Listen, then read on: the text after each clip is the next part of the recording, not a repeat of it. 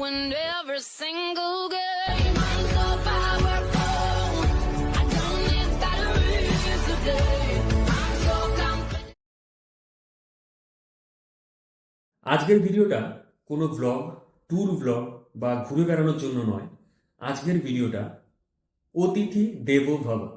আজকে সকালবেলা যে খবরটা দেখলাম সেটা দেখে সত্যি আমাদের মধ্যেও কথা হচ্ছিল যে এটা নিয়ে কিছু ভিডিও করা উচিত বা করা দরকার। যারা রাইডিং কমিউনিটির মধ্যে পড়ে, মোটো ব্লগ বলো, সাইকেল ব্লগ বলো, যারা এইরকমভাবে ব্লগ করো তাদের জন্য এটা করা দরকার আমাদের মনে হলো। তো সেই জন্য এই ভিডিওটা। যে ফিমেল রাইডার ফার্নান্ডা, তিনি এবং তার বাইকার সঙ্গে তার হাজব্যান্ড দুজনে মিলে সারা পৃথিবী জুড়ে ভ্রমণে বেরিয়েছে। প্রায় 93টা দেশ তারা ভ্রমণ করেছে এবং ইতিমধ্যে প্রায় 1,53,000 কিলোমিটার জার্নিও কমপ্লিট করেছে। এবং আমাদের ভারতবর্ষে এসে তারা খুবই একটা খারাপ পরিস্থিতির শিকার হয়েছে, গ্যাং রেপের সম্মুখীন হয়েছে এবং 7 জন দুষ্কৃতী মিলে তাকে রেপ করেছে এবং সেটা হলো ঝাড়খণ্ডের দুমকা নামক একটা জায়গা। তাহলে আমরা যে বলছি অতিথি দেবো ভব, এই তাহলে কি কোথায় খাটছে? আমরা তো বিভিন্ন জায়গায় আমরা বাইক রাইড করি না, কিন্তু আমরা তো সাইকেল রাইড করি, সাইকেল নিয়ে ঘুরে বেড়াই। সেক্ষেত্রে আমাদেরও বিভিন্ন জায়গায় রাত্রি বাস করতে হয়, আমরা প্রপার জায়গা পাই না, আমাদের টেন্ট করে যে কোনো জায়গায় থাকতে হয়। তাহলে আমরাও কি নিরাপদ ভারতবর্ষে? আজকের ভিডিওটা এই জন্যই করা, যারা রাইড ভালোবাসে। হয়তো কেউ কেউ বলতে পারো যে আরো তো অনেক কিছু হয়, সেসব নিয়ে তো ভিডিও করো না বা করে না। এটা কেন করা? যারা রাইড পছন্দ করে বা যারা রাইড করে, তোমরা যারা এই রাইডের ভিডিওগুলো দেখো, মোটো ব্লগ বলো, সাইকেল ব্লগ বলো, তাদেরও এটা শেয়ার করা উচিত। অন্য কিছু না করে যারা রাইডিং কমিউনিটির মধ্যে পড়ে তাদের অন্তত এটা করা উচিত। তো সেই জন্য এটা করা, ভিউজের জন্য নয়।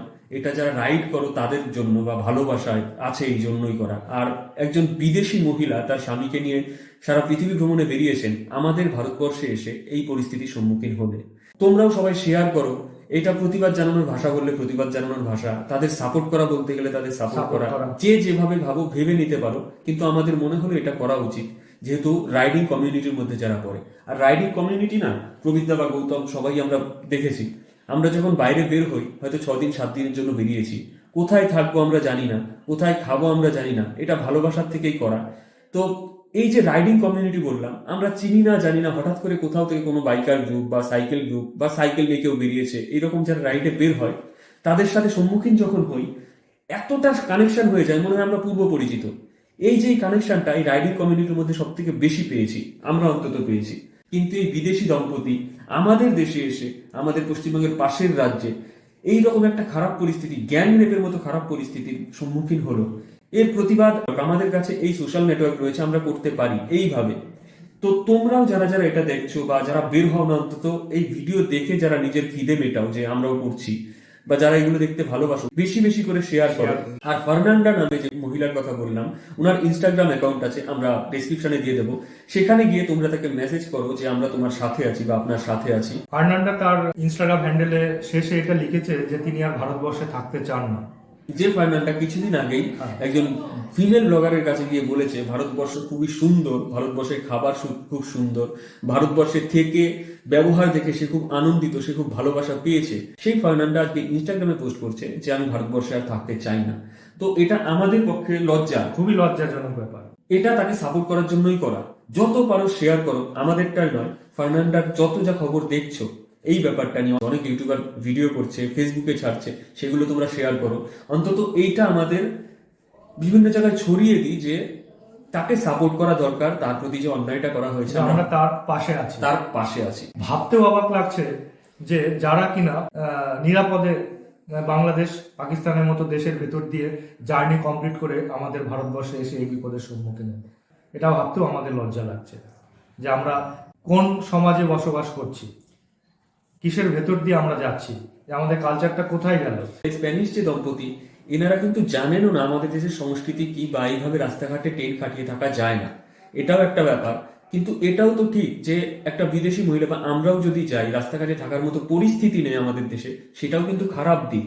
ওনারা হয়তো জানেন না আমাদের সংস্কৃতি এইভাবে নয়, কিন্তু এটাও তো ঠিক যে রাস্তাঘাটে সেফলি ঘুরে বেড়ানোটাও কষ্টকর এখন হয়ে যাচ্ছে।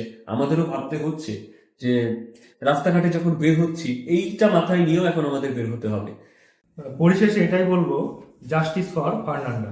Justice for Fernanda. Justice for Fernanda.